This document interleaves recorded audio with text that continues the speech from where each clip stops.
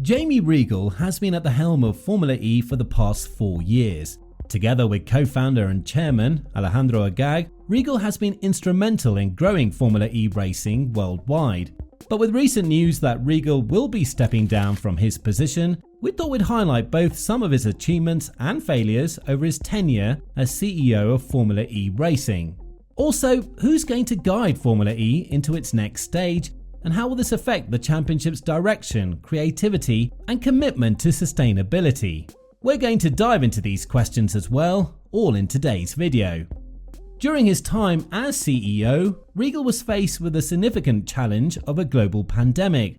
However, he adapted and made strategic decisions that allowed Formula E to continue to engage its fans worldwide, despite these difficult circumstances. He built a competent executive team, and his collaborative leadership style allowed him to keep Formula E at the forefront of electric motorsport. As the CEO since 2019, Reigle has not only navigated the challenging circumstances of the COVID-19 pandemic, which all but left the sport at a standstill, but he's also overseen the transition to Formula E's Gen 3 cars.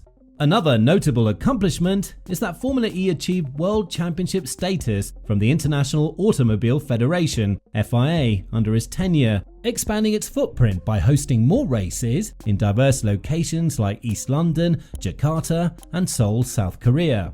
Despite the departure of iconic manufacturers like BMW, Audi, and Mercedes, Reigle expresses confidence in Formula E's future. With Nissan, Porsche, Jaguar, Mahindra, NIO, Maserati, and DS still on the board, the championship boasts more manufacturers than many other motorsport series, suggesting robust industry engagement.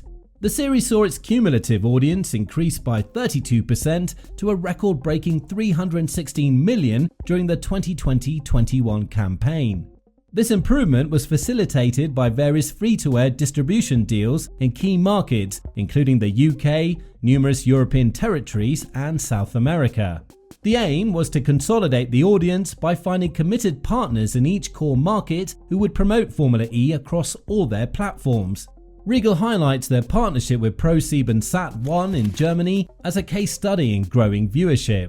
They brought on Formula E driver Daniel Abt and retired Formula 1 driver Christian Danner to add credibility and maintain audience interest. Formula E is keen to enhance its presence in the UK, where most of its teams are based. While they have collaborated with the BBC for some races, Reigle has been seeking greater consistency to reach more UK fans. Part of Reigle's strategy to attract audiences involved digital engagement. He hoped to repackage races and upload clips on social media platforms like TikTok to draw in young users. One such endeavour is Unplugged, a behind-the-scenes episodic docu-series available on Facebook and YouTube. Looking to the future, Formula E plans to race in new locations to showcase electric vehicle technologies in markets that have yet to embrace them. Cities like Tokyo, Japan, Eindhoven, Netherlands, and Bournemouth, UK have shown interest in hosting a Formula E race. So, it appears safe to say that Reigle has done his job of expanding Formula E while in office. Now, onto the big news. Jeff Dodds has been announced as the new CEO of Formula E starting from June 5th, 2023. This is a significant moment in Formula E's journey, indicating the start of a new chapter.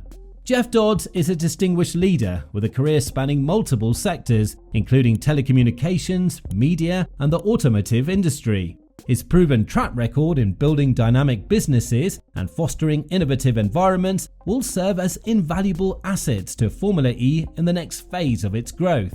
Prior to joining Formula E, Dodds served as Chief Operating Officer at Virgin Media O2 for 2 years. At Virgin Media, he held a variety of leadership positions including COO, Managing Director, and Chief Marketing Officer. His leadership was instrumental in driving growth, innovation, and operational excellence within the organization. One of Dodds' notable achievements during his tenure at Virgin Media was his role in the strategic merger between Virgin Media and O2. He successfully led the integration and operationalization of the two telecom giants, creating a unified entity that delivered comprehensive telecom services to customers. Before his roles at Virgin Media O2, Dodds spent 2 years in the Netherlands as the CEO of Tele2, a major European telecommunications company.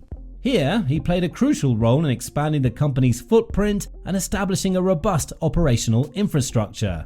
Outside the telecommunications sector, Dodds has held executive roles at renowned companies such as Callaway Golf and Honda, honing his strategic planning, operational management, and marketing skills in these roles.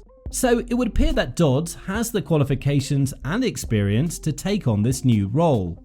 Recently, Alejandro Agag, founder and chairman of Formula E, commended the appointment of Dodds, citing his dynamic leadership and impressive execution skills. Agag also thanked Jamie Reigle for his exemplary leadership over the last 4 years and welcomed his continued support over the remainder of the season. Fans too appeared to be optimistic about the appointment of Jeff Dodds, hopeful that he can usher in a golden era for the sport.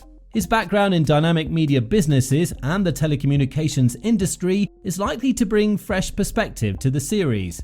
Fans have noted the troubled beginning of the Gen 3 era and speculate that this leadership change might be a strategy to attract more manufacturers or persuade existing ones to stay committed to Formula E.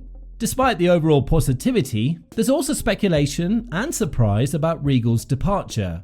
Some fans hint at a possible backstage politics or personal reasons for the move, although these are purely conjecture without any concrete evidence. Fans also express a hope that Dodds will address some ongoing challenges, especially in terms of race accessibility for American viewers. It's evident from fan comments that the difficulty of accessing races on demand in the US is a significant frustration.